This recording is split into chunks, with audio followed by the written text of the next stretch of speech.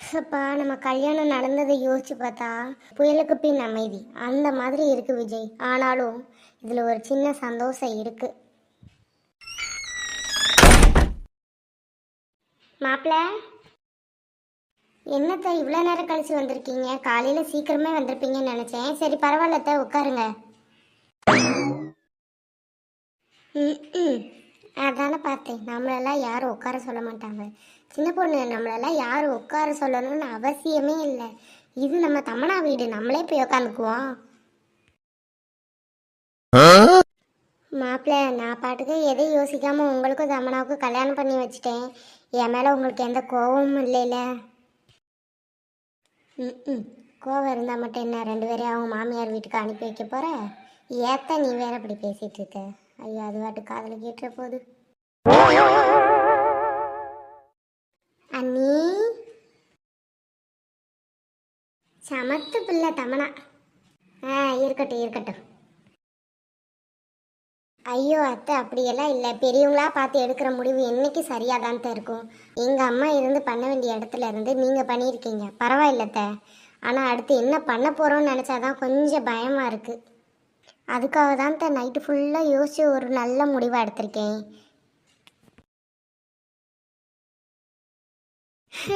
நான் நம்ம காவியா கம்பெனிக்கே வேலைக்கு போகலான் இருக்கேன்.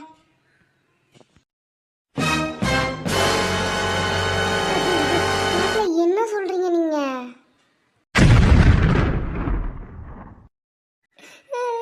ஏமா அடிச்ச? நான் என்னம்மா விளையாட்டுக்கு தானமா சொன்னேன். வாயை மூடுங்க.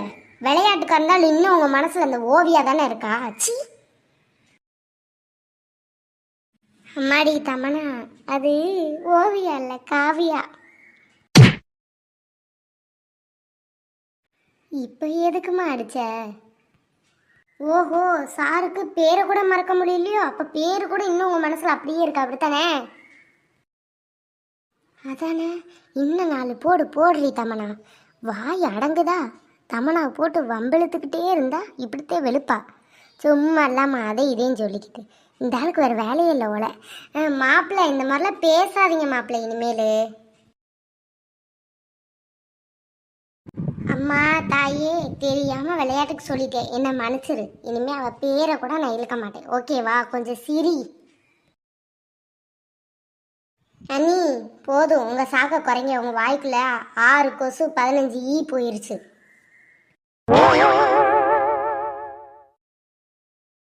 அண்ணி, நீங்கள் என்ன யோசிக்கிறீங்கன்னு எனக்கு நல்லாவே தெரியுது. எங்கள் அண்ணனை நீங்கள் கொடுமைப்படுத்துறத விட நான் கம்மியாக தான் கொடுமைப்படுத்துகிறேன். உங்களை விட நான் எவ்வளவோ பரவாயில்ல. அது இல்லை தமனா. ஆனால் உங்கள் அண்ணன் பர்ஃபெக்டான ஆள். எப்படி சொல்கிறேன்னா, இது வரைக்கும் எல்லாரும் முன்னாடி என் காலில் விழுந்ததே கிடையாது தெரியுமா, ஒரு தடவை கூட. நீ கொடுத்து வச்ச ஆள். பின்ன இருக்காதா சின்ன பொண்ணு? சின்னதுரை நான் பெத்த பிள்ளை. அப்புறம் இந்த மாதிரி எல்லாரும் முன்னாடியெல்லாம் காலில் விழுந்துட்டு இருக்க மாட்டான். மாப்பிள்ளைக்கு தங்கமான மனசு, அதனால் விழுந்துட்டாரு. அப்போது நம்ம அண்ணனுக்கு என்ன கவரிங் மனசாமா? அடியே லூசு, நான் அப்படி சொல்ல வரலடி. என் புள்ள அப்படியெல்லாம் பொம்பளை பிள்ளை காலில் எல்லாரும் முன்னாடி விழுந்துட மாட்டான்ப்பா. 1000 தான் இருந்தாலும் இது மேகாவோட பிள்ளை இல்லையா? இல்லைத்த, அவர் யாருக்கும் தெரியாமல் கிச்சனில் நான் சமைச்சிட்டு இருக்கும்போது என் காலில் வந்து விழுவார். நானும் உடனே போனால் போகுதுன்னு மன்னிச்சு விட்டுருவேன். நீங்கள் பெத்த பிள்ளை இல்லையா, அதனால தான் பாவம் பார்த்து மன்னிச்சு விட்டுருவேன். அட பாவி சின்னதர, உனக்காண்டி எப்படியெல்லாம் சப்போர்ட் பண்ணேன், இப்படி இல்லாமடா பண்ணுவேன்? எல்லாரும் முன்னாடி இப்படி மானத்தை வாங்கிட்டேடா. சே தமனா. என்ன விஜய்? தமனா, சும்மா சொல்லக்கூடாது. உங்கள் அண்ணே என்னை விட எவ்வளவோ தேடிட்டாரு தெரியுமா? உங்கள் அண்ணன் என்ன மாடி, நான் தான் காலில் விழுகிறேன்னு நினச்சேன். ஆனால் எனக்கு துணைக்கு ஒரு ஆள் இருக்காருன்னு இப்போ தானே தெரியுது. போதும், வாயை மூடுங்க, பல்லு பூரா தெரியுது. உத்தரவு மகாராணி. மாப்பிள்ள, உங்ககிட்ட கொஞ்சம் பேசணும், கொஞ்சம் உட்காரிங்களா? மாப்பிள்ளை திடீர்னு கல்யாணம் பண்ணனால உங்கள் கையில் காசு தண்ணி இருக்காது, முக்கியமாக வேலையும் கிடையாது. காவியா தான் வேலைக்கு வரக்கூடாதுன்னு சொல்லிட்டாலே, அவள் என்ன சொல்கிறது, நம்ம போக வேண்டாம் மாப்பிள்ளை. அப்புறம் நீங்கள் தமனாவுக்கு ஏதாவது பிஸ்னஸ் பண்ணிக்கன்னு சொல்லி காசு கொடுத்தீங்கல்ல, அந்த காசை நான் அப்படியே தான் மாப்பிள்ளை வச்சுருக்கேன்.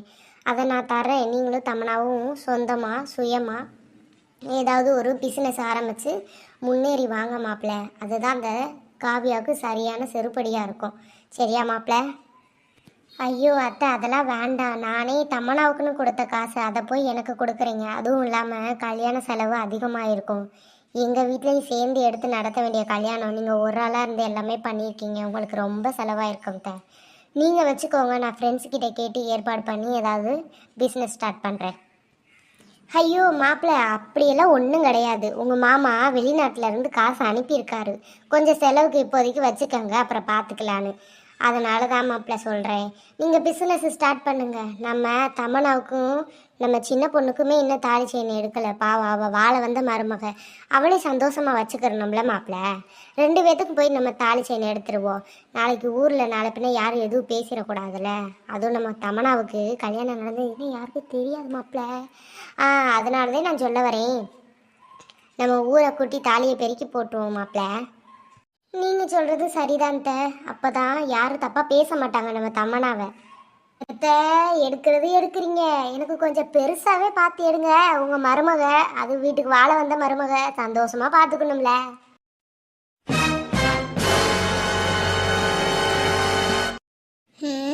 என்னது இது, கதவு பூட்டி இருக்கனால ஒன்றுமே கேட்க மாட்டேங்குது. இந்த பொண்ணு தாய் இத்தனை வருஷம் சர்வீஸில் இது மாதிரி ஒட்டு கேட்க வந்து கேட்காம போனதே கிடையாது. என்னவா இருக்கும்? பரவாயில்ல, கத்திரிக்காய் முத்துனா கடத்தருக்கு வந்து தானே ஆகணும், பார்த்துக்கலாம். அப்படியே பதுங்கி பதுங்கி போயிடுவோம். இந்த சின்ன பொண்ணு கண்ணில் பட்டம் நம்ம தோலை உரிச்சு தொங்க விட்டுருவா.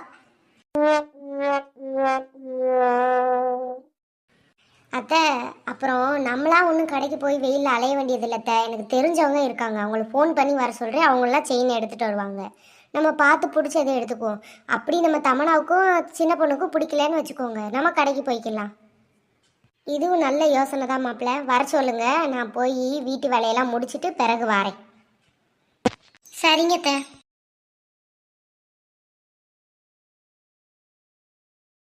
விஜய், இந்த நேரத்தில் இந்த உலகத்தில் என்னை விட சந்தோஷமானவங்க இருப்பாங்களான்னு எனக்கு தெரியாது விஜய். அவ்வளோ சந்தோஷமாக இருக்கேன். சரிம்மா தமனா, நீ போய் ரெடி ஆகிட்டு வந்துடு. நான் உங்களுக்கு ஃபோன் பண்ணி செயின் எடுத்துகிட்டு வர சொல்கிறேன். சரிங்க விஜய்.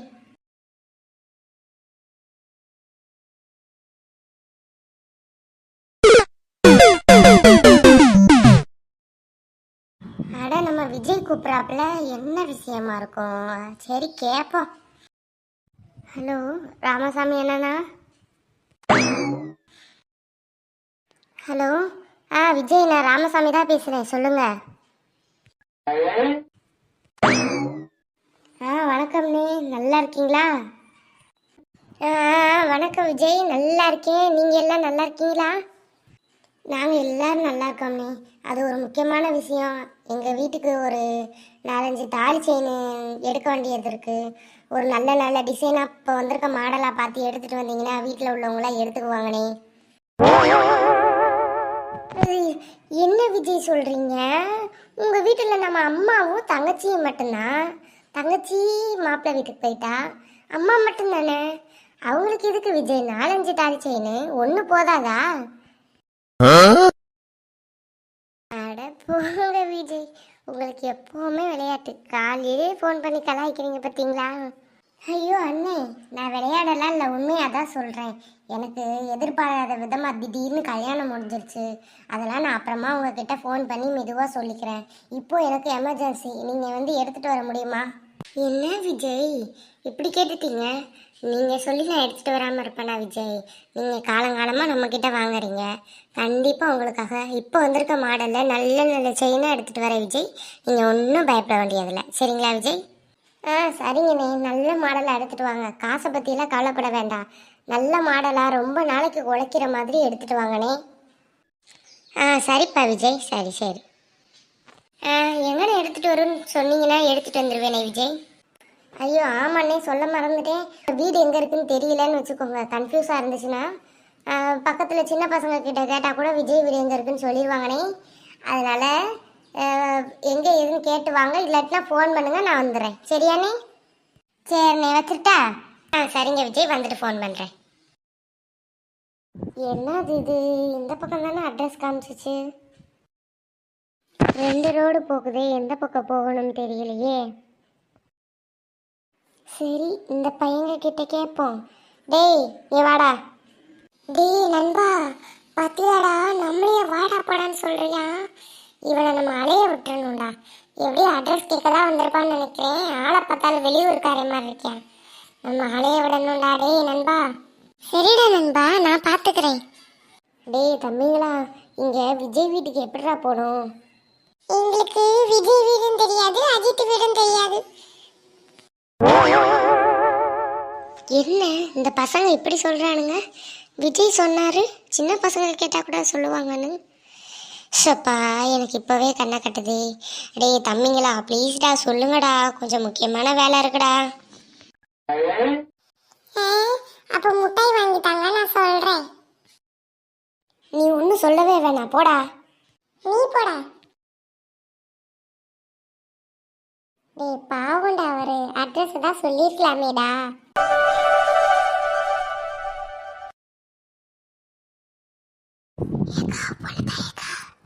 அங்க பாருங்க, வெளியூர்காரை வர மாதிரி இருக்கு. அட ஆமாடி, என்னடி புதுசா இருக்கு? வெளியூர்காரங்களா நம்ம ஊருக்கு வராங்க. இருடி, பொறுத்திருந்து என்னன்னு பார்ப்போம். ஆமாக்கா, நீ சொல்கிறது சரிதான். வெளியூர்காரனால அட்ரஸ் கேட்க எப்படி நம்மக்கிட்ட வருவியா? என்ன ஏதுன்னு விசாரிச்சிருவோங்க்கா. சரிடி.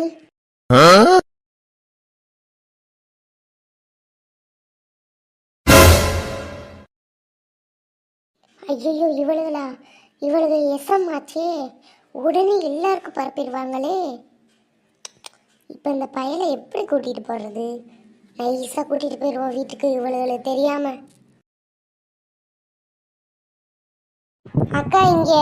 அடடே தம்பி, வாங்க வாங்க, நான் அட்ரஸ் சொல்கிறேன், பின்னாடியே வாங்க. சரிக்கா.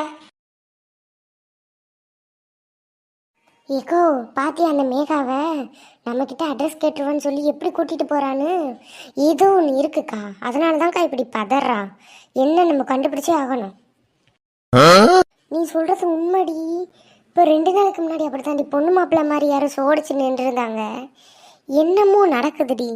இன்னைக்கு காலையில் அப்படித்தான் நான் வீட்டில் என்னமோ பேசுறதன் கேட்குதேன்னு போய் ஒட்டு கேட்குறேன். எனக்கு ஒன்றுமே காதில் விழுகலடி. ஏதோ ரகசியமாக பேசிகிட்டு இருந்தாங்க. என்னால் ஒன்றுன்னு கண்டுபிடிக்க முடியல. அதனால் நம்ம எப்படியாவது என்ன நடந்துச்சுன்னு கண்டுபிடிச்சு விடணும். ஏன் சொல்கிறேன்னா, நாளை பின்ன நமக்கு யூஸ் ஆகும்ல. ஆமாக்கா, கண்டுபிடிக்கணும். உட்காருங்க தம்பி, உட்காருங்க. அண்ணே, இதுதான் என் ஒய்ஃப் தமனா. வணக்கம்மா தங்கச்சி. வணக்கம்ண்ணே. அப்புறம் தமனா பக்கத்தில் இருக்கவங்க சின்ன பொண்ணு என்னோட சிஸ்டர் மாதிரி, அவங்க என்னோட மாமியார். எல்லாரையும் பார்த்ததில் எனக்கு ரொம்ப சந்தோஷம் விஜய். சேனை பார்க்க ஆரம்பிச்சிடலாமா? சரிங்க ராமசாமி அண்ணா. விஜய், இதில் உள்ள எல்லாமே இப்போ வந்திருக்க மாடல் விஜய். நீங்கள் ஒன்றும் பயப்பட வேண்டியதில்லை. இது எல்லாமே கையால் செஞ்சு எடுத்துகிட்டு வந்தது. ரொம்ப நாளைக்கு உழைக்கும். பயம் இல்லாமல் எடுத்து யூஸ் பண்ணலாம். சரிங்க அண்ணே, உங்களை பற்றி எங்களுக்கு தெரியாதா? நீங்கள் சொல்லி தான் தெரியணுமா?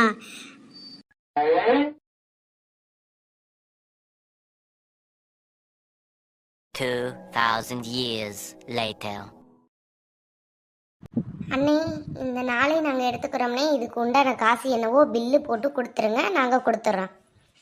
சரிம்மா சரிம்மா. என்னம்மா சின்ன பொண்ணு, எதுக்கும்மா 4 செயின்? ஒன்று தமனாவுக்கு, இன்னொன்று உனக்கு. நீங்கள் 2 பேரும் ஒரே மாதிரி எடுக்கணும்னு சொல்லி எடுத்துட்டீங்க. நான் கையில் வச்சுருக்கிறது மாப்பிள்ளைக்கு. இன்னொன்று யாருக்குமா? உங்களுக்கு தான். எனக்கா? எதுக்குமா காசு இல்லாத நேரத்தில்? ஆமாம், இது வாங்குறதுக்கு உனக்கு பணம் ஏது? அதுவா, அந்த ஃப்ளாஷ்பேக்கை பார்த்துட்டு வந்துடலாமா?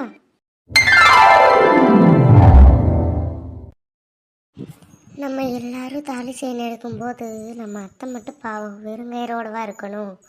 நம்ம ஏன் சின்னதுரைக்கிட்ட காசு கேட்கக்கூடாது? கேட்டு தான் பார்ப்போமே.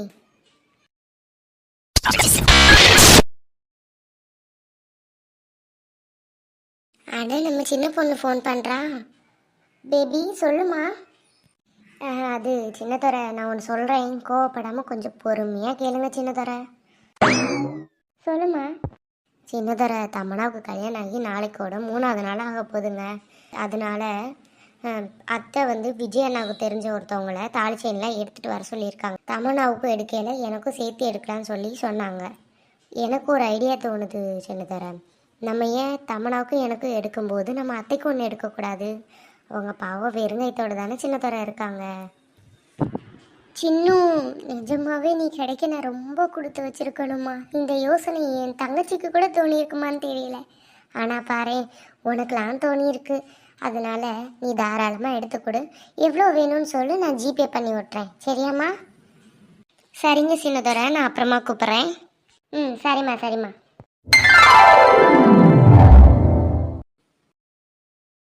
இதுதான் தான் நடந்துச்சு. ரொம்ப நன்றிம்மா சின்ன பொண்ணு. என் பொண்ணுக்கு கூட இப்படி ஒரு யோசனை தோணலை. ஆனால் நீ எனக்கு எடுத்து கொடுக்கணும்னு நினச்சிருக்க. நீ மருமகளாக கிடைக்க நான் ரொம்ப கொடுத்து வச்சிருக்கணும் சின்ன பொண்ணு. அதெல்லாம் இருக்கட்டும் பரவாயில்ல. அண்ணே, நீங்கள் பில்லை போட்டு கொடுத்துட்டு காசை வாங்கிட்டு கிளம்புங்க. சரிம்மா.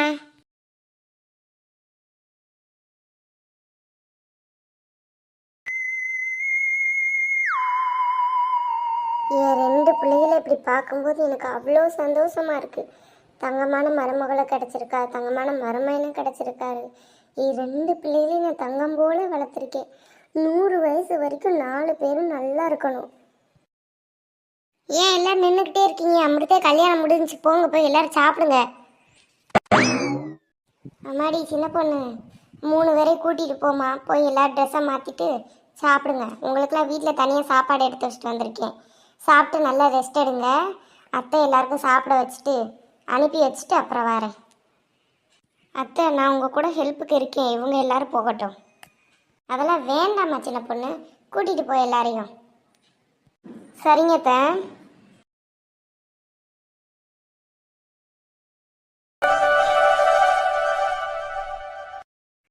ஏன் விஜய், நம்ம ஏதாவது ஃபோட்டோ எடுத்துருக்கலாமோ? இப்போ தோணுது.